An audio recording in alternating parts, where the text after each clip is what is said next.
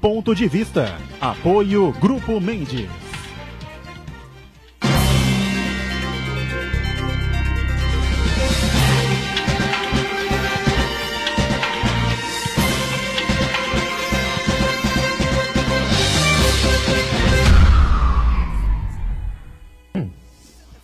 Olá, estamos começando aqui mais um Ponto de Vista, você sempre acompanhando a gente, segunda a sexta, neste horário da 1h30, horário do almoço, tradição da discussão e do debate sobre política, não é? Economia, saúde, educação, meio ambiente, enfim, os temas importantes que fazem aqui o dia a dia da cidade e a pauta da região metropolitana e sempre os assuntos, os temas de interesse nacional também, que se multiplicam diariamente, né, com esse período pré-convenções eleitorais e agora pré-Copa do Mundo vai dar um pouquinho, uma certa esfriada, né, na questão pré-eleitoral, eleitoral, as convenções que vêm em julho, daí para frente vamos ter realmente as campanhas eleitorais e os candidatos oficializados e aí as pesquisas de opinião vão valer realmente como a gente está acostumado, né?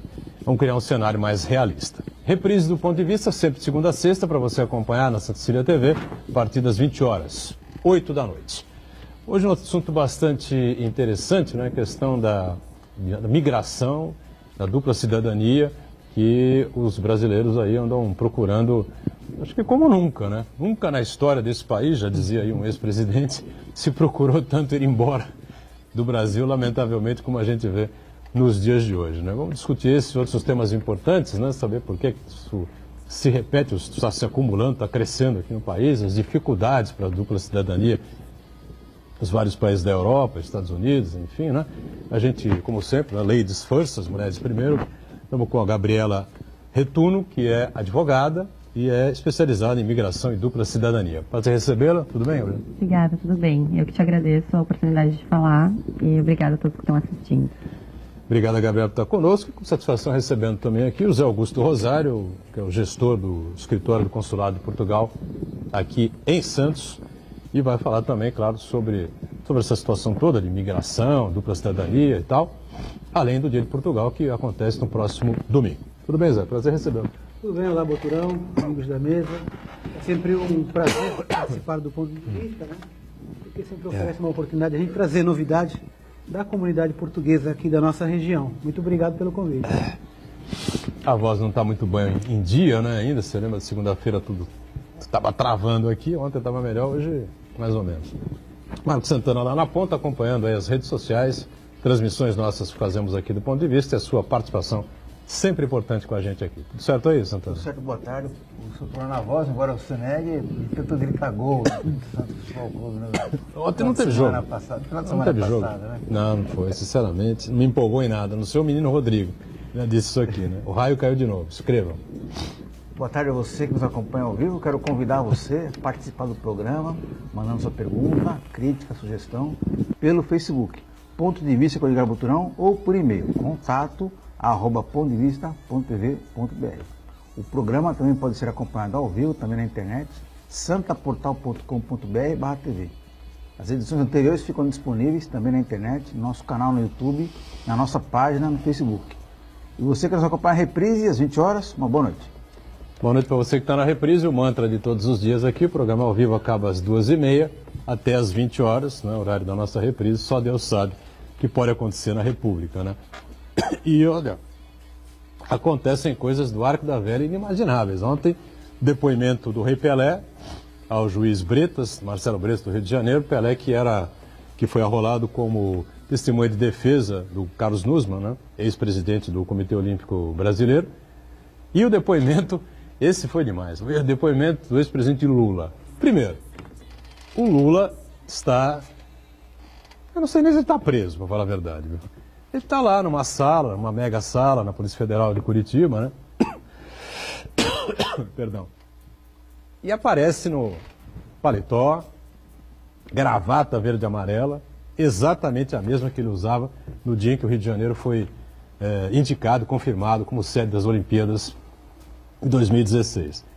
Bom, Santana, segue aí a carruagem, porque eu vou tomar um copo d'água aqui, porque a coisa está meio difícil aqui para o meu lado. Mas acontece o seguinte, o mais curioso e absurdo foi, após o depoimento do Lula, a declaração apaixonada do juiz Bretas pela atuação política do ex-presidente. Né? Realmente, Edgar Buturão, a postura do juiz Marcelo Bretas surpreendeu até mesmo o mais fanático dos petistas, né? Que foram cenas explícitas de tietagem ali, né? O Marcelo Bretas fez uma grande homenagem ao ex-presidente Lula. Diz que, inclusive, quando ele era jovem, tinha 17, 18 anos, o ex-presidente Lula fez um comício no centro do Rio de Janeiro e estava lá Marcelo Bretas, de camiseta, boné com a estampa do presidente Lula. Só faltou pedir voto para o presidente Lula ontem, né?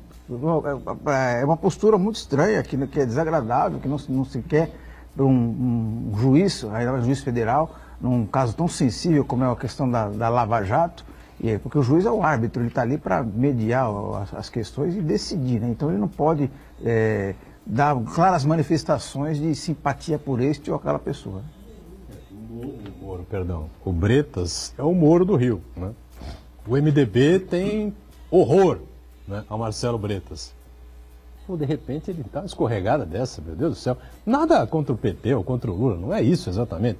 É que era uma testemunha que está presa, quer dizer, entre aspas, né? Eu não sei se o Lula está preso, sinceramente. Que está numa mega sala. Quem levou a gravata para ele? E o paletó? De onde ele tirou aquela gravata, aquele paletó, para fazer aquele depoimento? E aproveitou e fez um comício, né, da internet, depois que o Marcelo Bretas abriu essa deixa para ele. Ou seja, Zé, o Brasil virou de ponta cabeça, entendeu? De pernas pro ar, entendeu? Ninguém tem, mano, o macaco tá comendo a banana, entendeu? O rabo tá mordendo o cachorro. Não dá para acreditar no que a gente tá vendo. É por isso que tá todo mundo querendo ir embora, eu acho. Viu?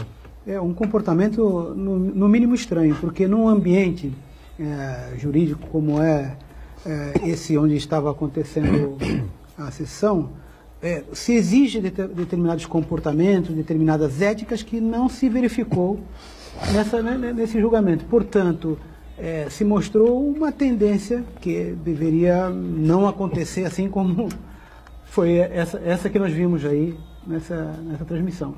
Gabriela não acompanhou, né? Não viu, me falava antes do programa começar, mas é operadora do direito, lógico, advogado, fez o curso, enfim, né? Advogada diplomada com OAB, enfim, né? É realmente impressionante uma cena dessa, fala a verdade. Se o juiz tem que ser imparcial, né? Deve ser imparcial, é surpreendente esse comportamento do magistrado. Muito bem. E por essas e outras, as pessoas estão querendo mais se mandar do país, lamentavelmente, né? O que acontecia antigamente, né, Gabriela?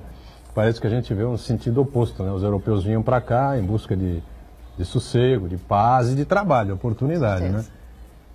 O que mais tem levado aí, você que ajuda as pessoas a conseguirem dupla cidadania, enfim, né? Para vários países aí da Europa e Estados Unidos também, né? O que é mais significativo para as pessoas tomarem essa decisão? Com certeza, o maior fluxo de pessoas que estão emigrando, né, começou em 2015, depois da reeleição da Dilma, e com certeza o que a gente acompanha no escritório é a reclamação das pessoas em relação à instabilidade político-econômica do país e também à violência. Mas eu diria que, essencialmente, a instabilidade econômica e política fomentam esse movimento migratório. A gente conversava antes do programa sobre a violência no país, e eu acho que isso é um tema que todos nós estamos bem habituados e não é o cerne da mudança, a não ser que as famílias que procuram a gente tenham sofrido algum episódio diretamente. Só essa sensação de insegurança não é o suficiente. Agora, a sensação de insegurança econômica, de não ter emprego ou de os negócios estarem no vermelho, é que realmente geram esse ímpeto de procurar uma vida fora do país nesse momento. Aliás, sobre a violência, o mapa da violência foi divulgado ontem, né? E é aterrorizador como, para pior até do que foi o último, né? Que era até 2014, 10, 15, Santana, lembra o último? Eu acho que é de 2 em 2 anos, é isso? E esse foi fechado em 2016, são números estarrecedores, né? O que está se matando de gente no Brasil é uma coisa inacreditável, especialmente os jovens, né? De 17, 18 até 24 anos, é uma coisa realmente estarrecedora, especialmente negros e pobres, né? Amanhã é um programa mais voltado para esse tema, com o pessoal que especializado mais nessa área, como você está acostumado aqui, a gente vai discutir um pouco isso. A gente não vê muito aqui na região metropolitana, em São Paulo também, mas vê a coisa crescendo extraordinariamente para o centro-oeste, norte, nordeste do Brasil especificamente, né? E para quem gosta de atacar o ex-governador Geraldo Alckmin, porque é segurança, São Paulo tem segurança, está no segurança. Os índices de São Paulo são disparadamente os melhores do país, né? Disparadamente, né? Estado com 43, 44 milhões de habitantes, né? Foi feito aí Claro que o índice ainda é altíssimo, tá certo? Mas se comparar com o que a gente vem vendo pelo resto do país, São Paulo virou um paraíso. Então, podem descartar aí os adversários, que é uma bola fora contra o ex-governador, candidato pelo PSDB, né? Ô Zé, no mundo inteiro existe violência, mas aqui realmente parece que a coisa está assustando, né? Descambou, né? E é por isso que Portugal é um dos países procurados, né?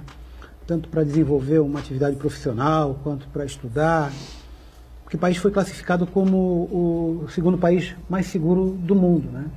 Em contrapartida com o que acontece aqui no Brasil, que se vê alguma coisa excepcional acontecendo em termos de segurança.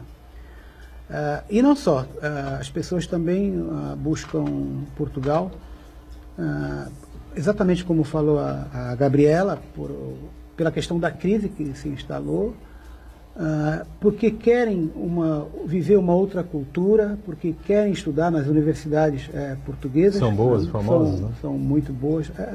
Como um todo, a educação em Portugal é muito boa. E todos esses fatores, né, essa soma de fatores, faz com que as pessoas vão buscar Portugal como destino, para desenvolver a sua vida. Mas o que se alega, né, em maior quantidade de vezes, é a questão da segurança. Então buscam segurança em Portugal porque aqui já não se consegue ter. Muita gente que você ajuda aí a Europa tem esse objetivo também de estudar nas universidades? Sim, certamente, certamente. Os mais jovens normalmente buscam a empresa para fixar a residência em outros países e poder fazer um mestrado, um doutorado ou até mesmo a universidade. E tendo em vista que se tu tiver a dupla cidadania, for cidadão europeu, os custos são baixíssimos ou quase nulos, né? Acho que o José vai poder me corrigir nesse aspecto melhor, com informações consulares mais contundentes. E outra parte dos que nos procuram, a maior parte que nos procuram é normalmente para empreender, não só também para estudar. A gente tem mais, o nosso viés, o público que a gente mais atende são os empresários que querem mudar a sua vida e a vida das suas famílias para fora. E aí, claro, que a parte da educação entra no sentido de que eles têm filhos, pequenos ou maiores. E querem educar essas crianças, esses meninos, esses jovens adolescentes fora do Brasil? Fora do Brasil. Não acho que seja só pela qualidade de ensino. Aí eu acho que os pais têm também esse cuidado muito maior com a segurança, né? De os filhos terem uma infância onde possam brincar na rua, não tenham esse perigo de sequestro. Gigante, a gente não tem isso no país. A gente andar pelas ruas aí na Europa, em outros países aí que você vai, e 11h30, meia-noite, 1h da manhã, você sai de um restaurante, vai caminhando ali pelo centro e tal. Não tem guarda, não tem polícia, não tem nada, todo mundo tranquilo, sossegadamente, isso faz uma diferença gritante, né? Puxando a sardinha para o meu lado, sendo mulher, eu diria que na Europa e Estados Unidos é um paraíso para mulheres então que gostam de viajar sozinhas ou que vão viver sozinhas, porque realmente caminha na rua de madrugada sem nenhum problema. Diga, Santana. José Augusto, a gente relaciona uma série de fatores aí que estão incentivando as pessoas a irem morar em Portugal. E a gente acaba percebendo que uma parcela significativa de aposentados, as pessoas que deixam de trabalhar no Brasil e procuram passar o resto da vida em Portugal, como se fosse um eterno período de férias. Então eu queria que você falasse um pouquinho sobre o perfil dessas pessoas que estão indo morar em Portugal depois de se aposentar e quais os principais atrativos para esse tipo de gente que vai para Portugal. Uma colega nossa do Jornal Tribuna, Giselda, foi para Portugal, está morando em Portugal agora, depois de se aposentar aí do Jornal Tribuna. Sim, essa é uma possibilidade nova que abriu há cerca de 2 anos, através de um visto, né, que favorecia essa categoria de pessoas, né, que têm aqui algum patrimônio ou que já são aposentadas e têm seu rendimento aqui, de poder ir a Portugal, né, transferindo este rendimento que tem aqui no Brasil para Portugal e buscam sim, porque a qualidade de vida que Portugal oferece. Portanto, há uma camada muito grande de pessoas que, com essa possibilidade, foram buscar o visto, já estão vivendo lá. Muita gente foi para a zona de Cascais, uma grande parte também para a zona do Algarve, que é o local mais quente, apesar de que ainda mesmo no verão a água é gelada, né? Mas existe essa possibilidade. Tendo um patrimônio, não necessariamente aposentado, mas tendo um patrimônio que você consiga comprovar que é o suficiente para se manter em Portugal, é possível adquirir um visto e estar lá tranquilamente. Nesse caso, a pessoa também tem direito aos serviços públicos de saúde também? Sim, ela vai desfrutar de todo... É um visto permanente? Pode ser permanente ou pode ser temporário. Né? Mas esse visto que a gente está comentando, que é dos aposentados, enquanto você tiver o teu rendimento sendo transferido para Portugal e não houver corte, você está com o visto garantido e que vai renovando a cada etapa. Ah, perfeito. Quais são as preferências, Gabriela, que você tem aí de procura, né? Europa, Estados Unidos, o que é que pesa mais aí na hora do pessoal ir embora? Hoje a procura grande mesmo, grande parte contundente é Estados Unidos e Portugal. Estados Unidos ou Portugal, né? Ou Portugal. Aí as pessoas realmente têm um perfil um pouquinho diferente. Aqueles que querem ir para os Estados Unidos normalmente estão pensando talvez em uma vida empresarial ou numa vida de trabalho mais dinâmica, enquanto aqueles que procuram Portugal não acho que sejam só os aposentados. Ficou muito famoso, né, de Portugal agora ser a Flórida da Europa, e nem sei se merece essa comparação, porque eu acho que a gente tem, os dois continentes são bem distintos, né? Mas a gente, como falava antes, e acho que o José pode complementar, Portugal hoje está trabalhando também com bastante incentivos para atrair os investidores, para atrair empresas e não só os aposentados. Exatamente, tem uma gama, né, de vistos de acordo com a sua capacidade de investimento ou com a sua intenção. Por exemplo, nós temos o visto Gold, que é aquele que você, com 300 mil euros, adquirindo um imóvel numa região demarcada de Lisboa, você já adquire a permanência, né? E numa visão mais macro em Portugal, fora de Lisboa, você também, com 500 mil euros, consegue adquirir esse visto Gold, garantindo a sua permanência e seu desenvolvimento profissional em Portugal. Para além desses, você tem 300 mil euros você compra o quê em Portugal?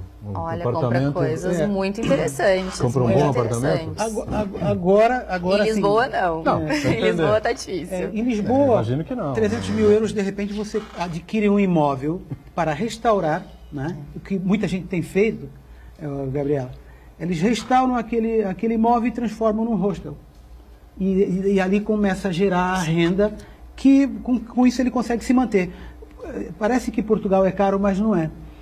Em Portugal, acho que com 1.200 euros você vive dignamente. Perfeitamente, porque o salário mínimo é bem baixo, né? Não, e depois a educação você não paga. Saúde pública, você paga o mínimo e é de uma qualidade impecável. 5 mil reais por mês? Não. O que é a saúde pública? 1.200 euros? Sim, 1.200 euros sim. Para ter uma condição. Com isso você paga aluguel, você... se 5 alimenta. mil por mês, o cara vive bem em Portugal? Super bem. Dignamente. Um casal? Ou os caras sozinhos? Eu estou dizendo por pessoa aí. Por pessoa. Mas também se for um casal, mais uns 2 mil. É que você está considerando... Também depende, se a pessoa vai morar em Lisboa, se vai morar numa região se morar no interior é menos, né? 5 mil reais por mês, na região metropolitana. metropolitana. Na região metropolitana de Lisboa? Muito bem. E bebendo bem e comendo bem, exatamente. né? Aqui a gente gasta fortunas, né, para poder consumir os produtos que lá são nacionais. Exatamente. Porque você não paga plano de saúde, tá certo? Porque o serviço público de saúde é muito bom. A educação, você, da mesma forma. Então, Portugal oferece uma qualidade de vida que, assim, comparado com o Brasil, você não vê, né?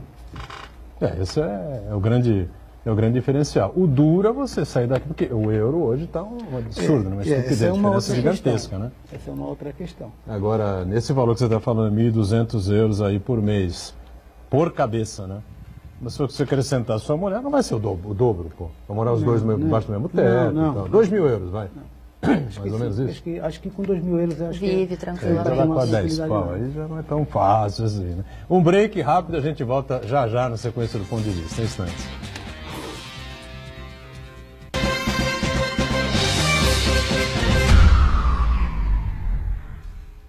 Existe um lugar em Santos onde você encontra os empreendimentos mais fascinantes da região. Um lugar amplo, aconchegante, feito para oferecer o melhor atendimento para você. Um lugar que reúne as melhores opções residenciais e comerciais nos bairros mais nobres de Santos. Um lugar que a gente nem precisava dizer, porque você já sabe. Central de Vendas Grupo Mendes, Rua Guaiaó 55, Aparecida. Venha fechar um bom negócio para abrir as portas do seu novo lugar. Santa Cecília TV no canal 52.1 HD. Se você ainda está com dificuldade de sintonizar a Santa Cecília TV em alta definição pelo sinal digital, você precisa escanear os canais da sua TV através da autoprogramação no seu controle remoto. É bem simples e você sintoniza os nossos programas com qualidade digital, de imagem e som, sem pagar nada por isso. Santa Cecília TV 52.1. Escaneie e sintonize a maior programação regional da sua TV em alta definição.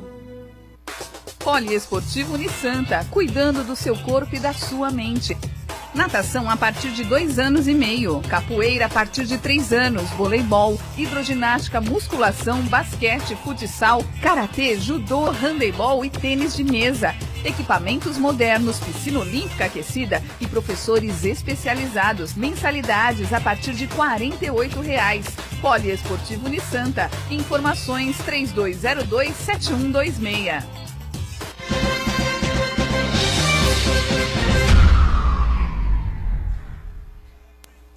Muito bem, voltamos, sequência aqui do nosso ponto de vista, recebendo hoje aqui a Gabriela Rotuno, advogada especializada em migração e dupla cidadania, José Augusto Rosário, é o gestor do escritório do Consulado Português aqui em Santos, né? E o Santana sempre é atento às redes sociais, às nossas transmissões, à sua participação por aí. Pois não, né? Vou contar para a Gabriela, a gente falou no bloco anterior que um dos destinos prediletos é os Estados Unidos, né? E também tem muitas pessoas tentam a vida ilegalmente, mas é possível ir legalmente. Então eu queria que você falasse, que parece que não é tão difícil assim você estabelecer não uma cidadania, mas uma residência legal. Que tipo de condições o brasileiro precisa para se instalar e até trabalhar nos Estados Unidos? Agora com o Trump, hein? Não, ao contrário, ao contrário. Tá mais fácil? Eu acho que o Trump ele é um presidente bem pró-business. Isso é super importante para aquelas pessoas que realmente pretendem imigrar de forma legal, como tu está falando. E sim, a gente tem que desmistificar os Estados Unidos sobre essa dificuldade dos Estados Unidos em receber imigrantes. Não, muito pelo contrário. É um país que recebe imigrantes a todo tempo. E mais do que isso, eles são grandes captadores de talentos e de cérebros. Então, a gente tem hoje nos Estados Unidos mais de 187 tipos de visto que podem, com certeza, tornar o sonho de vocês realidade em fazer um movimento migratório para os Estados Unidos. Seja ele permanente ou temporário. 180 tipos? 187. 187? Tipos de visto. Mas o que é? Vale visto para estudante? Vale visto para empreendedor? Vale visto... É assim que funciona? Sim. Nós temos vistos para estudantes. Turismo também é considerado qualquer tipo de visto, mas não para imigração. Nós temos visto de empreendedor, vistos de investidor, visto de atleta, de habilidades extraordinárias e especiais, para artistas, enfim, tem uma série de tipos de vistos. E isso, numa consulta pessoal, a gente vai verificar qual é o tipo de visto mais adequado para a imigração tão sonhada aí para os Estados Unidos. Os mais comuns atualmente são os vistos, claro, de trabalho, que esse está super batido, né? As pessoas têm vontade de trabalhar no exterior, são qualificadas e vão tentar vagas em empresas americanas. E aí sim, a gente tem esse visto aqui chamado H1B, que permite morar nos Estados Unidos por meio do trabalho. Mas esse é um visto que, claro, eu dependo de ter um empregador lá me esperando. Esse é um visto, claro, que foi reduzido com a era Trump, tá? Porque o Trump ele quer valorizar os trabalhadores e as empresas americanas. Ele é um pouco protecionista. Agora, quem vai levar dinheiro ou talento, eles estão recrutando e cada vez mais. E como é que você leva talento? Então, levar talento. Existem alguns tipos de visto que a gente fala, então, que são a migração dos talentos. Tem o visto EB1 e EB2, eles vão falar sobre habilidades extraordinárias ou habilidades especiais. E aí, o que seria extraordinário ou especial? Os Estados Unidos, eu gosto muito do país porque eles são muito objetivos na concessão dos vistos. Se tu entrar no site da imigração americana hoje, do governo, tu vai verificar que para esses vistos existem 7 tópicos bem objetivos que tu tem que cumprir. Cumprindo 3 dos 7, tá dentro, vai ter o visto concedido, tá? E o que seria uma habilidade tão extraordinária? Olha, alguém que ganha prêmios na sua área de atuação, que tem matérias publicadas, que tem PhD, sempre eles vão estar vinculados normalmente a pessoa ter um ensino superior ou então mais de 10 anos de experiência na sua área de atividade. Mas para profissionais liberais também, aí a gente tem habilidades especiais, que é o visto onde os profissionais liberais que têm algum destaque na sua área também consigam fazer a imigração. Ou pertencentes a um órgão de classe, por exemplo, eu sou advogada, eu tenho já a minha OAB, eu preencho um dos 7 requisitos. Tenho graduação e pós-graduação, preencho o segundo requisito. E tenho matérias publicadas sobre o assunto que eu domino há mais de 10 anos. Então, eu estou apta para ser elegível. 7 requisitos, não tem chance? 3 requisitos de 7, requisitos. Exatamente. Aí eles vão avaliar. Aí eles vão avaliar. E a gente monta um dossiê, claro, com a vida do candidato, onde a gente... Aí é surpreendente, porque às vezes a gente não dá muita importância para alguns cursos que nós fizemos, no ensino médio ou na faculdade, atividades voluntárias, mas tudo isso conta como pontuação para os Estados Unidos entender que nós somos pessoas interessantes para estar no mercado de trabalho americano.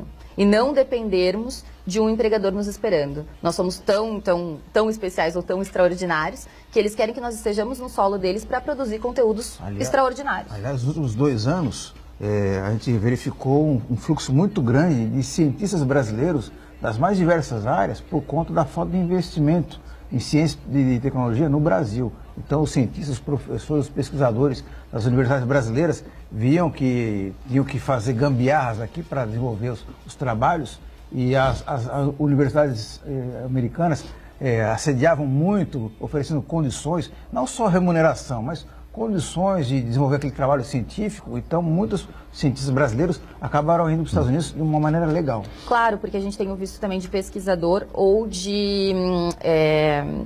pesquisador ou de estagiários, né, que então também vão lá para fazer pesquisa. Esse é um visto também bem comum. Quais são as áreas, assim, prioritárias? Por exemplo, direito, a sua área. Imagino que seja bastante complicado, porque a legislação aqui, o direito aqui é completamente diferente do que a gente tem nos Estados Unidos. Não sei se estou certo. Não, sim, os sistemas jurídicos são diferentes. Os Estados Unidos trabalha com common law, que não é o mesmo sistema jurídico nosso. Contudo, aí a gente não vai falar realmente nos Estados Unidos sobre validação, né, dos estudos, porque é quase impossível. A gente vai fazer uma adequação. Então, sim, eles reconhecem o meu curso de Direito do Brasil. Né? Reconhecem? Reconhecem. Não, eles reconhecem qualquer curso superior acima de 4 anos, eles vão reconhecer. E aí depois, claro, que eles vão fazer com que eu estude por mais algum tempo em solo americano para ganhar as qualificações americanas. No meu caso, por exemplo, se eu fizer um LLM, que é um mestrado de leis, por 1 ano e meio, ao final desse 1 ano e meio, eu já estou capacitada para fazer a prova da OAB deles, que é o BAR. Você tem que fazer uma prova lá para poder atuar. Tenho que me qualificar na ordem deles, sim, com certeza. Diga, Santana. Bom, a vantagem é que nos Estados Unidos lá não tem Gilmar Mendes, né? Talvez seja mais fácil o trabalho do advogado. Essa situação do talento que vocês estão comentando fez lembrar um fenômeno que aconteceu também em Portugal durante o período de crise, né? Foi mais profundo entre 2010 e 2013, onde nós nomeamos esse fenômeno como fuga de cérebros. Na verdade, de Portugal emigraram para outros países da Europa, França, principalmente a Alemanha, muita gente boa, né, com cabeça, que despontava por conta da crise. E o interessante é que depois, quando Portugal retoma, quando começa a sair da crise, esses talentos não retornam, né? Então a fuga de cérebro foi definitiva. E hoje, porque se adaptaram, foram muito bem recebidos nos países de acolhimento. E agora, para dar continuidade no processo de crescimento, Portugal está muito aberto também a receber essas pessoas que têm alguma qualificação, né, que são premiados nas suas áreas de atuação, principalmente nas universidades, e mesmo que vão para Portugal como pesquisadores, investidores, Portugal está investindo também nessa situação. Portanto, recuperação, né, desses cérebros que fugiram na época da crise e que agora vem compor um contingente para a retomada do crescimento. Precisa impedir, né, de alguma forma, que novos cérebros, né, novas cabeças importantes saiam e provavelmente abrir esse espaço para que cabeças boas também cheguem, né, a Portugal. Isso é importante. É, né? mas aí agora Portugal tá bem municiado, porque aí os nossos grandes cérebros vão querer ir para lá. Então, lá, Metrópole e Colônia aí vão fazer um intercâmbio dos cérebros. E uma pena para nós que somos brasileiros que vamos perder. E já estamos perdendo profissionais muito capacitados. Diga, Santana. Uriel Vilas Boas participa com a gente e ele pergunta ao José Augusto qual é a opinião dele sobre os políticos e os sindicalistas de Portugal. Olha, eu prefiro não Sócrates está preso opinar, ainda, porque assim, o Sócrates continua. Eu prefiro não opinar sobre essa questão, porque nesse momento eu estou, né, ou representando ainda o governo sistema, de Portugal, claro. E eu prefiro não me posicionar por tudo que for de viés político. Eu peço desculpa ao nosso amigo. Tem gente boa e gente ruim em todo lugar, Uriel. Tem gente boa no PSDB, no PT, no MDB, e gente muito ruim também em todos os partidos de todos os países do mundo, né? Só que nós aqui, sei lá, o ser humano degenerou e o Brasil parece que exagerou na dose. O que você pode falar é que o sistema político de Portugal, de um modo geral, ele não é essa bagunça que se tornou no Brasil, né? Que hoje o principal problema no Brasil é o descrédito com as instituições, com as leis, o mecanismo como ela funciona. Eu acho que em Portugal não é uma síndrome de vira-lata aqui, mas a gente que acompanha o noticiário no Brasil, noticiário internacional, não só de Portugal e outros países, a gente percebe que lá essa imprevisibilidade não acontece, né? Não. Desde o processo político que elegeu tanto o primeiro-ministro quanto o presidente da República, Portugal tem estado muito bem resolvido na questão política. O povo hoje acredita nos seus dirigentes, apesar de serem, por exemplo, António Costa e o Marcelo, de partidos diferentes, se entendem muito bem, se uniram num período em que Portugal estava numa situação muito delicada, que era querendo colocar um pé para fora da crise, e eles juntos conseguiram consolidar Portugal politicamente de uma forma tão interessante que hoje estão colhendo frutos. Seguramente que é bem diferente do que está acontecendo hoje no Brasil. Sem dúvida nenhuma, né? Agora, a dificuldade de se adquirir um visto ou uma dupla cidadania portuguesa, teve um período que era uma coisa assim desanimadora, né? Mesmo que você ia lá no consulado, o antigo consulado, no Amador Bueno, né, Zé? No Dom Pedro. Dom Pedro? Esquina no Amador Bueno, enfim. Você subia lá, aquela escadaria, chegava lá em cima, dava bom dia. Bom dia. O cara nem olhava para você. Bom dia. O cara olhava com o olho assim, como quem diz, pô, o que há, né? E aí o cara te responder, pega uma senha aí, senta e espera, meu amigo, e chora. Depois, né, o saudoso empresário Armênio Mendes acabou sendo nomeado como cônsul honorário, né? E aí a coisa mudou da água para o vinho, né? O Armênio organizou aquilo com aquela capacidade que ele sempre teve, né? Empresarial, e colocou lá o Augusto aqui, não precisa de confete, claro, extremamente competente, né? E correto, né? Na gestão que ele faz no escritório do consulado aqui, né? Antes era consulado honorário, agora não é mais, né, Zé? Agora já somos escritório consular. Nós tivemos um upgrade a partir de 2 de janeiro. O cargo que o Armênio ocupava foi extinto, né, de cônsul honorário. E aí tudo mudou, né? As coisas começaram a ser mais agilizadas, enfim, né? E o processo de dupla cidadania acabou sendo, né, acelerado. Mas nos tempos para cá a coisa piorou um pouco, né? Sim, a dificuldade não é nem por conta do serviço que se oferece, mas sim pela demanda que é extraordinária. Então, por exemplo, nós saímos em 2008 com um contingente de 33 mil cidadãos inscritos no consulado daquela altura, para um contingente de 50 mil cidadãos inscritos hoje no escritório consular. Ou seja... 50 mil em busca da dupla cidadania? Não, que já tem a cidadania. Inscritos no consulado com cidadania, hoje são 50 mil. Tá. Com potencial a chegar a 90 mil se todos os filhos e netos que têm essa condição, que têm essa possibilidade, forem buscar também a sua dupla cidadania. Provavelmente. E chega assim. Agora, a nossa dificuldade no consulado foi... Nós somos um dos últimos consulados, ou éramos um dos últimos consulados que atendia em chancelaria.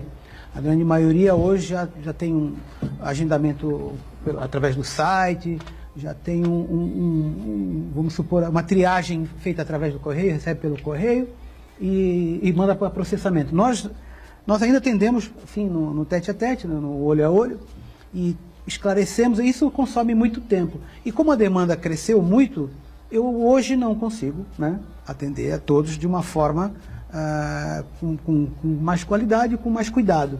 E não é só isso. As conservatórias lá em Portugal, que são as entidades, organismos que processam e que deferem ou indeferem os processos, também ficaram abarrotados, porque para o Brasil são só 5 conservadores para analisar. Vamos supor, hoje tem na fila do Consulado de Santos 1.400 processos aguardando deferimento. De São Paulo são quase 5.000, do Rio de Janeiro são quase 7.000. Isso, claro, só podia refletir num aumento de prazo para a conclusão do processo. Mas existem outros meios, por exemplo, as pessoas que têm condição de dar entrada no processo diretamente em Portugal, elas vão para uma outra fila que não a dos consulados. Uma fila menor, talvez. Por aí, então, ela consiga ter o seu processo concluído em menos tempo. Nós continuamos fazendo o melhor que nós podemos, mas fatalmente, já na gestão do escritório consular, nós vamos ter que adotar essas medidas que os outros consulados adotaram, né, de começar a fazer via sistema, agendamento a própria pessoa faz, para haver o mínimo de afluxo de pessoas na chancelaria para serem atendidas diretamente. Gabriela, quer completar alguma coisa?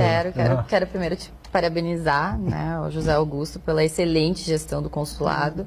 Eu gostaria de dizer que, ao contrário de muitos consulados que nós temos Brasil afora, que eu sou, né, obrigada a estar presente, Santos tem um trabalho excelente, tanto célere quanto essa questão humanizada, né, de poder falar não por meio de um vidro blindado. Porque a gente sabe que essas questões de cidadania envolvem sonho, ansiedade e mais a história da família. Então, até sinto muito em ouvir que vamos ter que passar por agendamentos mais burocráticos, mas eu entendo que a demanda seja muito grande. E a minha complementação ao que o José Augusto falou é que, olha, Santos está super capacitado, o consulado, para dar todos os tipos de informação, e que nós estamos aqui só para auxiliar aqueles que tenham outros tipos de dúvida. E também o nosso escritório, a gente está com o escritório em Lisboa, a Rotuno tem o escritório sede em Lisboa atualmente, e estamos sim também credenciados para fazer o pedido então diretamente em Portugal, de uma forma um pouquinho mais célere, se for necessário, da vontade das pessoas. Espanha, Itália, Inglaterra, enfim, esses lugares, França, enfim, são menos procurados? Não, ao contrário. Eu vou dizer o seguinte, que Portugal e Itália têm uma rixa forte para saber qual a cidadania mais procurada. Contudo, Portugal conseguiu, eu acho que até o número de utentes é um pouco menor do que o da Itália, porque eles limitaram as gerações de acesso ao direito da dupla cidadania. Enquanto a Itália, ela não tem limite geracional para o pedido para pedido de dupla cidadania. Filho, então, neto, bisneto, vai embora. Tetra, neto. É? Sim. Se nós acharmos o documento na Itália, nós podemos fazer a cidadania via sanguínea. E não é necessário que mais nenhum outro parente esteja vivo na linha genealógica. Isso é um mito que as pessoas até falam, mas a minha avó já morreu e eu não posso tirar a cidadania italiana. Errado. Pode sim. Se eu conseguir comprovar que tu tens um parente que nasceu na Itália e tu tem vínculo sanguíneo com esse parente, nós com certeza vamos ter aí a dupla cidadania reconhecida. E outra coisa também que leva a Itália a ser um concorrente forte de Portugal para a busca da dupla cidadania é o fato de que os imigrantes italianos no Brasil o número de imigrantes italianos no Brasil foi maior, mas um pouco mais expressivo que Portugal, na época da grande migração. Claro, nós somos colonizados por portugueses, sim, né? Sim. Mas depois, na época da grande imigração, a gente tem São Paulo, né? Mais de 40% dos imigrantes foram italianos na época entre 1870 para frente. Mas, Gabriela, se eu não estiver em erro, me corrija, eu acho que Portugal está um passo na frente, no sentido de poder oferecer a dupla cidadania para os interessados, por conta de que Portugal buscou desburocratizar um processo, né? Já há algum tempo nós vimos eliminando uma série de situações que prejudicavam o andamento do processo. Portugal também informatizou todo o seu registro civil, portanto, os consulados hoje em dia têm acesso ao sistema do registro civil, ou seja, nós entramos nos cartórios onde existem registros de cidadãos portugueses imigrados para o Brasil desde 1900, para além de ter um acesso também informático nos arquivos distritais. Isso facilita muito em termos da composição do processo, de buscar os documentos e tê-los prontos para dar entrada na cidadania. Não sei como é que está esse processo para os italianos. Não, com certeza, isso que tu disse procede completamente. Portugal é um país muito mais informatizado e digitalizado nesse sentido. A Itália, infelizmente, realmente tem um déficit de tecnologia, e se falarmos então de registro civil, nada praticamente é digitalizado, mas a questão é que o fato de Portugal ter um processo mais desburocratizado, mesmo assim a gente esbarra no limite geracional. Porque não entendo, mas eu acompanho isso diariamente, as famílias não tinham o hábito, né, de manter os seus registros consulares atualizados ou de passar suas cidadanias para frente. E aí o que a gente acompanha muito lá na Rotuno é que chegam clientes que são bisnetos de portugueses. Aí, claro que eu não vou dizer não pode, bisnetos. Aí eu digo, não é que não possa fazer, pode. O José Augusto vai dizer que pode, mas claro, eu tenho que ter a minha avó viva ou a minha mãe tem que ser viva. Se todo mundo já tiver morrido na minha árvore genealógica, eu já não vou conseguir acessar o direito. Enquanto na Itália eu vou ter um processo realmente muito mais burocrático e longo para encontrar a documentação do italiano, né? Mas depois que eu a encontro, eu faço para qualquer um. Os netos portugueses... Hoje, através de uma lei mais recente, que é o artigo 1º, a linha D, o neto pode dar entrada num processo de nacionalidade que, se for deferido, vai ser originário. Ou seja, ele passa a ser cidadão português desde o nascimento.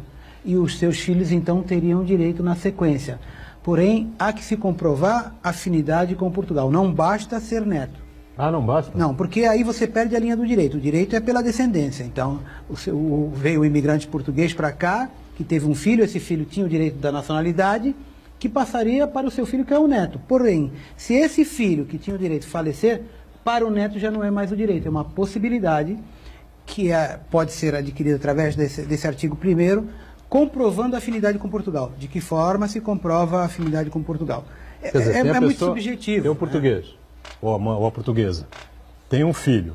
Esse filho brasileiro fez a cidadania portuguesa, o neto tem direito, não há o que se discutir. Se este filho morreu e não fez... Aí o neto é uma possibilidade, não é o direito. Ele vai lutar para ter, vai demonstrar com comprovações documentais, né, que ele, né, tem alguma ligação, tem ligação efetiva com Portugal.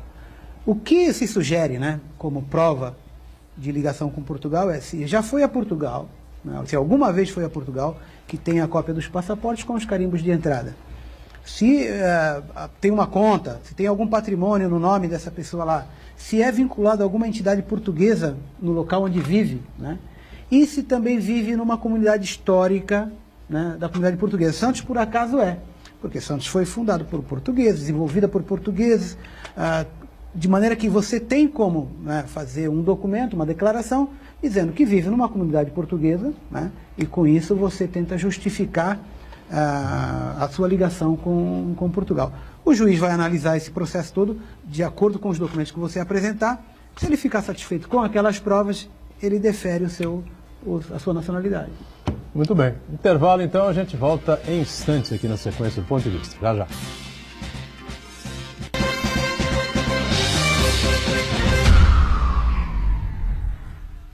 Existe um lugar em Santos onde você encontra os empreendimentos mais fascinantes da região. Um lugar amplo, aconchegante, feito para oferecer o melhor atendimento para você. Um lugar que reúne as melhores opções residenciais e comerciais nos bairros mais nobres de Santos. Um lugar que a gente nem precisava dizer, porque você já sabe. Central de Vendas Grupo Mendes, Rua Guaiaó 55, Aparecida. Venha fechar um bom negócio para abrir as portas do seu novo lugar. A sua música.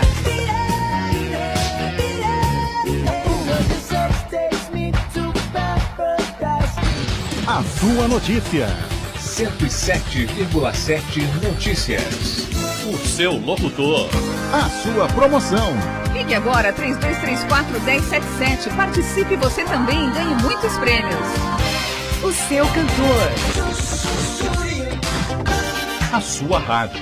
107,7 Santa Cecília FM. Você é forte e está na hora de mostrar que você pode tudo. Que o mundo está preparado para você. Que os amigos, que a família se orgulham de você. Chegou o seu tempo. Tempo de voar mais alto. Vá em frente. Tenha foco e determinação.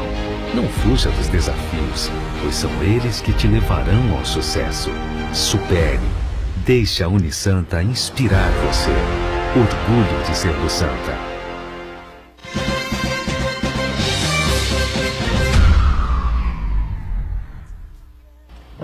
Muito bem, de volta aqui com o Ponto de Vista e teremos dois eventos bastante interessantes no final de semana, né?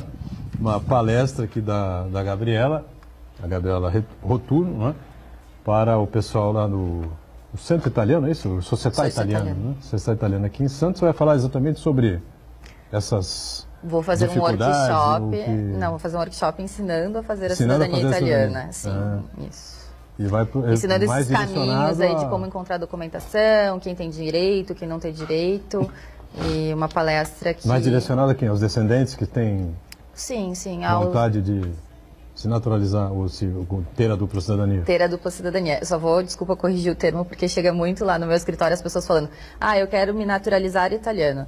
Se você for descendente sanguíneo de italiano, não é naturalização, e sim dupla cidadania, será considerado cidadão nato, assim como o José falou sobre Portugal. Perfeito. Começa a que horas o teu evento? 10 horas da manhã, na Società Italiana de Santos, que fica ali na Ana Costa, número 311. Não sei se dá para pegar aqui a câmera, acho que dá, né? Teremos mais um evento dos portugueses, tá certo? Tá aqui, ó. Dia de Portugal, né, Zé Augusto?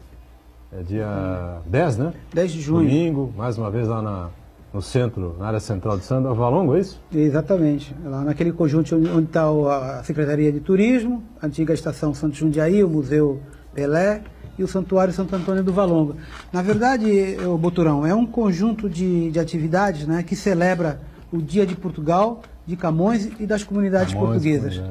Começando na sexta-feira, às 15 horas, na Escola Portuguesa, onde fazemos lá uma celebração com as crianças da escola.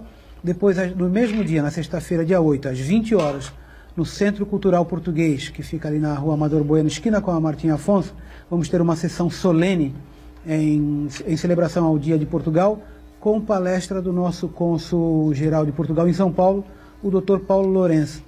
E culminamos com a festa do dia 10, nesse espaço, que é o Largo Marquês de Monte Alegre, com esse evento que já vai para a 9ª edição, e um evento já muito esperado, né? Sim. A cada ano cresce o evento, e esse evento nasceu, Boturão, exatamente da necessidade da gente tirar a cultura e as tradições portuguesas de dentro das entidades.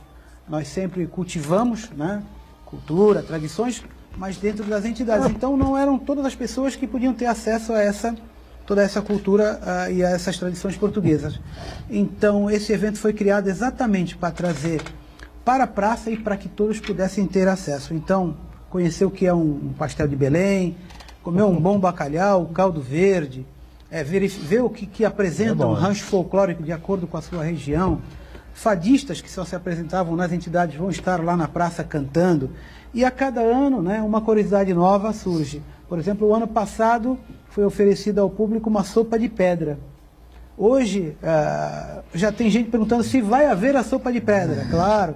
Sopa de pedra, o bolo do caco. O que é a sopa de pedra? A sopa de pedra é uma história, segundo soube, na época de carência em Portugal, quando não havia nada, alguém colocou uma panela com água, né, e começou a falar para todo mundo que ia fazer uma sopa de pedra. E colocou uma pedra dentro do caldeirão. E as pessoas ali com pena do coitado que ia tomar uma sopa de pedra, começou a oferecer: não, olha, eu vou oferecer aqui uns rabanetes, e o outro eu vou oferecer aqui umas semilhas, e eu vou oferecer as couves, e foram colocando no caldeirão para fazer a tal sopa. No final das contas, ele tirou a pedra, né? Quer dizer, a sopa de pedra não havia nada. mas havia lá uma refeição para o cidadão. E virou lenda, né? Virou tradição. Deve ser boa, né? Hoje cidade, se oferece, a cidade, que é Almeirim, onde surgiu essa lenda aí, virou um ponto turístico. Né? Inclusive, eu estive lá e eu tomei a sopa de pedra e trouxe a minha pedra para casa. E é boa, não é? Boa. Pois, portanto, e a sopa de pedra vai estar lá nesse evento. Também o pessoal do típico madeirense vai oferecer o bolo de caco, uma série de licores da Ilha da Madeira. E assim, uma festa de cores, de amigos. A gente sempre pede para quem for participar da festa que vá com um motivo português, uma camisa da seleção, uma camisa do Benfica, pode ser do Porto também, não tem problema. Mas alguma coisa que lembre Portugal para dar mais colorido à nossa festa. E o melhor de tudo, Buturão, é que essa festa reverte renda para a escola portuguesa, né? Que cuida daquelas crianças carentes ali do Paquetá e do mercado. Legal, tá certo. Então, começa às 9 horas da manhã, é isso? Sim, com uma programação extensa. A missa é às 9, né? É às 9 horas. A celebrada missa é no Valongo mesmo. É no Valongo, mas a missa vai ser celebrada já no palco armado para o evento, né? Vai ser não no interior da... Não no interior da igreja. Você viu a previsão do tempo, não? Eu estou torcendo, não vi, sol, mas estou rezando. Sol com nuvens para você ficar sossegado. Eu prefiro não olhar para não gerar expectativa. É só você ver uma mudança assim, muito drástica, tá certo? Mas acho que não. Vai fazer um solzinho aí, entre nuvens, enfim, né? Não vai chover, aquele clima agradável para o pessoal curtir pode ser um clima friozinho para tomar o caldo verde, tomar o vinho. Fica mais animado, né? Fica mais gostoso, sem dúvida nenhuma. Agora, depois que o pessoal adquire a cidadania, por exemplo, na Itália, tem custos, tem alguma coisa que se recolhe ao Estado? Nada? Não, nada. Se o cidadão italiano vive no exterior, ele não tem nenhuma obrigação com o Estado italiano morando aqui. Então, não paga imposto de renda, não tem a obrigação eleitoral, porque o voto na Itália é facultativo, e a obrigação militar também não tem, que é uma preocupação de muitas mães de jovens que nos procuram. Agora, claro, se passar a viver lá e ter rendimentos na Itália, tudo, claro. Aí sim passa a ter aquelas obrigações de cidadão normal. Portugal é igual, Zé? Questão de impostos, não, estando fora de Portugal não paga nada. Claro. Não, mas com relação ao eleitoral, né, ao recenseamento eleitoral e também ao recenseamento militar, embora não sejam obrigatórios, mas a gente sempre orienta que é bom participar, não só da vida política aqui do país de acolhimento, mas também de Portugal. Elas podem votar e... Mas não é obrigado a votar. Não é obrigado. Mas a gente sempre recomenda que participe. Não é obrigatório, mas eu acho que é uma obrigação, vamos dizer, moral, né? Sem dúvida, exercer a cidadania, claro, né? Porque o voto é exercer a cidadania. Não é obrigatório. A pessoa tem que estar mais ou menos antenada com o que está acontecendo.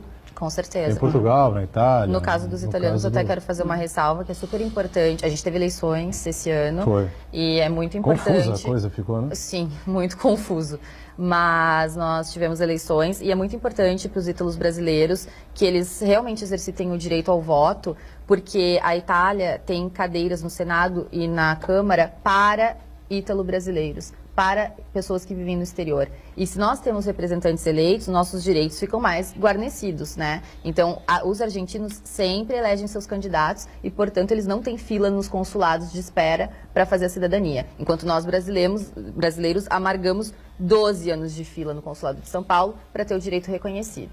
Os argentinos têm uma ligação muito forte com a Itália. Muito forte, eles são uma grande colônia. A Argentina é uma grande mistura, na verdade, do italiano com o espanhol, né? Sem dúvida nenhuma. Agora, em Portugal, para completar isso, também não tem espaço, né? Na Câmara, no Congresso italiano, para... Nós daqui podemos... Não, podemos também? Podemos. Sim, existem inclusive deputados para a imigração. Nós aqui elegemos representantes da nossa comunidade para atuar na Assembleia Nacional. Nós temos do Brasil, nós temos Carlos Páscoa, que é um cidadão português que vivia no Rio de Janeiro, que nós elegemos para nos representar na Assembleia Nacional. E só concluindo com relação ao militar, os cidadãos brasileiros que adquirem a nacionalidade portuguesa antes dos 18 anos, eles estão sujeitos ao serviço militar. Eles são convocados para um dia que nós chamamos de Dia da Defesa Nacional. E nesse dia, sim, ele diz se quer engajar Ou não, mas ele tem que se apresentar. Ok. Ah, tá certo. Mais ou menos como acontece por aqui, né? Tem que se que apresentar e tal, depois não serve. Diga, Santana. Danilo de Grado acompanha a gente pela internet, ele participa, ele fala que realmente a situação de caos que enfrentamos no Brasil estimula muitas pessoas a procurar por outros países, onde as coisas acontecem sem grandes alardes, né? É a verdade que está acontecendo aqui. Só esse fato que ocorreu ontem é mais um exemplo de onde nós fomos parar, tá certo? Um juiz de direito temido, não é, pela política do Rio de Janeiro, especialmente o MDB, né, que era o partido que tinha o domínio do Estado nas últimas décadas, enfim, né? Sérgio Cabral, o Garotinho, a mulher do Garotinho, enfim, agora o Pezão, todos os governadores eleitos pelo MDB. Todo mundo mora de medo ou cai no Moro ou cai no Bretas, né? A história que a gente escuta aí todos os dias da Lava Jato. E o Bretas faz uma declaração apaixonada pelo Lula, é demais, né? Na hora do depoimento, no final do depoimento, na verdade, né? E o que me encafifa é a gravata do Lula e o paletó, sinceramente. Pô, foi buscar em casa o paletó, evidentemente ele mandou alguém buscar a gravata, ele queria fazer o depoimento com a gravata que ele usou no dia em que o Brasil foi definido como país sede, como o Rio de Janeiro foi definido como sede dos Jogos Olímpicos de 2016, para a tristeza, não é? Obviamente, nós estamos vendo o que aconteceu, não aconteceu absolutamente nada de positivo, não sobrou absolutamente nada de bom, uma roubalheira desenfreada, como aconteceu também, ocorreu na Copa do Mundo e está acontecendo também na Rússia, né? Estádios superfaturados, entendeu? Uma vergonheira danada, a gente não sabe onde é que isso vai parar, né? Bom, algo aí a completar com relação a... A gente falou da Itália, ficamos na Itália e de Portugal, né? Mais especificamente. Eu acho que uma coisa importante a gente destacar que, diante desse cenário de caótico que o Brasil enfrenta, acho que os jovens eles ficam muito desesperançosos com a perspectiva que eles têm no Brasil, né? Então, eles realmente, é até legítimo que procurem outras oportunidades em outros países, né? Queria que a Gabriela falasse quais são os destinos que os jovens estão procurando e, na verdade, nem sempre é o destino ideal para eles. Que país que oferece melhores condições para eles desenvolverem uma atividade profissional ou estudantil? Essa é uma pergunta bastante capciosa, até porque a gente vai ter diversos tipos de profissionais, os jovens vão estar em diferentes carreiras e aí cada país talvez seja melhor para um determinado tipo de carreira. Mas os jovens que nós atendemos no escritório, a maioria deles realmente almejam fazer a sua imigração para a Europa. E o principal fator para isso é porque, pertencendo a um dos países da comunidade europeia, e ainda mais tendo a nacionalidade de alguns desses países, tu fica com uma mobilidade muito grande para circular entre os 27 países. E aí, se aquele primeiro país de destino não for o mais acertado para a profissão que foi escolhida pelo jovem, ele faz uma transição muito tranquila dentro do território europeu. Mas depois, claro, vamos ter países como Canadá e Austrália, que também são grandes expoentes. Também, né? Nova Zelândia também, que são grandes expoentes na captação de jovens profissionais. Portugal tem sido muito procurado pela semelhança de comportamento, pela facilidade da língua. Sim. E por ter universidades de ponta na Europa. E as nossas universidades têm vindo constantemente ao Brasil, de 6 em 6 meses, fazer propaganda. Olha, Universidade de Lisboa, Universidade do Porto, Universidade de Coimbra. E tem tido adesão massiva dos jovens brasileiros que querem estar numa universidade de ponta, como são essas que eu te mencionei aqui. E o cidadão português, italiano, enfim, ele tem livre entrada em toda a comunidade. Na verdade, né? São cidadãos que têm mobilidade... Agora vai ter exceção, acho que a Inglaterra mesmo, né? Não vai permitir que isso continue, né? Só março de 2019 a gente vai começar os movimentos de saída isso não reverte, definitiva. Não? Penso que não, penso que não. A gente teve uma notícia ontem falando dos acordos, né, das reuniões de acordo. Não sabemos ainda quais serão os termos do acordo, mas até 2019 não precisamos nos preocupar com a saída da Inglaterra. Mas eu também acredito que é um processo irreversível. Eu também acho que seja.